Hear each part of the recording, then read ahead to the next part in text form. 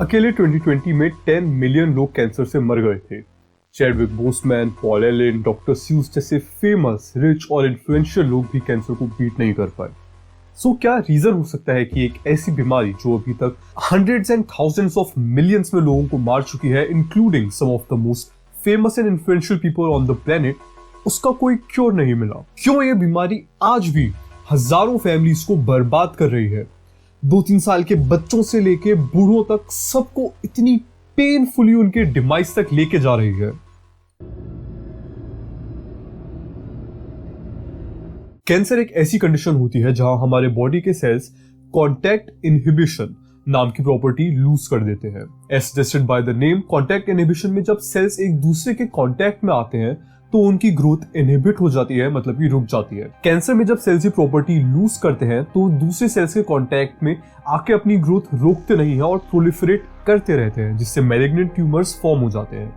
अब इन malignant tumour से problem ये होती है कि बॉडी में बहुत सारे अलग अलग पार्ट्स में स्प्रेड हो जाते हैं, जिससे over secretion and under secretion of hormone से लेकर एसेंशियल ऑर्गन्स जैसे किडनी या ब्रेन फंक्शनलेस भी रेंडर हो सकते हैं, क्योंकि ये ट्यूमर सेल्स वो स्पेस और न्यूट्रिशन जो कि नॉर्मल सेल्स को चाहिए था वो ले लेते हैं।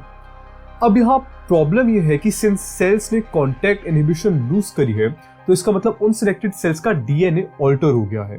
इस वजह से कैंसर का एक पोटेंट और permanent cure in terms of something like a medicine बनाना काफी ज्यादा मुश्किल है, बिकॉज अगेन उसके लिए हमें डीएनए ऑल्टर करना पड़ेगा या फिर डीएनए के साथ इंटरेक्ट करना पड़ेगा। Also, the cancerous cells being our own somatic cells and there being more than 200 types of cancers just makes the situation worse.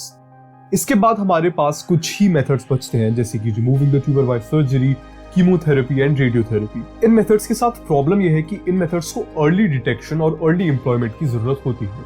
अगर कैंसर इनिशियल स्टेजेस में है, किसी वाइटल ऑर्गन में स्प्रेड नहीं हुआ और कैंसरस सेल्स नंबर में कम है, तभी सर्जरी एक वायबल ऑप्शन होती है। कैंसर से अगर ब्रेन में या लंग्स में पहुंच गया या फिर ट्यूमर मल्टीपल लोकेशंस पे फॉर्म हो चुके हैं, तब सर्जरी कहीं ना कहीं यूजलेस टेंडर हो जाती है, क्योंकि इससे एक इंडिविजुअल के लिए एक लाइफ थ्रेटनिंग सिचुएशन क्रिएट हो सकती है। कीमोथेरेपी के साथ प्रॉब्लम यह है कि सिंस उसमें केमिकल्स इंजेस्ट किए जाते हैं, वो केमिकल नॉर्मल और कैंसरस सेल्स में डिफरेंशिएट नहीं कर पाते और कैंसर सेल्स के साथ नॉर्मल सेल्स को भी डिस्ट्रॉय कर देते हैं, जिस वजह से हम लोग काफी बार देखते भी हैं कि the patients who are undergoing chemotherapy they often face loss of hair and they get extremely weak. तो ये भी इसलिए होता है क्योंकि अगेन उनकी बॉडी के बहुत सारे सेल्स डिस्ट्रॉय होने लग जाते हैं और सिंस कैंसर एनर्जी लेता है, उसके ऊपर से जो आपका कीमोथेरेपी होती है वो और ज्यादा अनीमिया इंड्यूस कर देता है पेशेंट्स में। सो ये भी एक पेशेंट को काफी ज्यादा क्रिटिकल सिचुएशन में ले जाता है। Not to forget, cancer cells chemotherapeutic drugs के अगेंस्ट इम्यूनिटी भी डेवलप कर लेते हैं।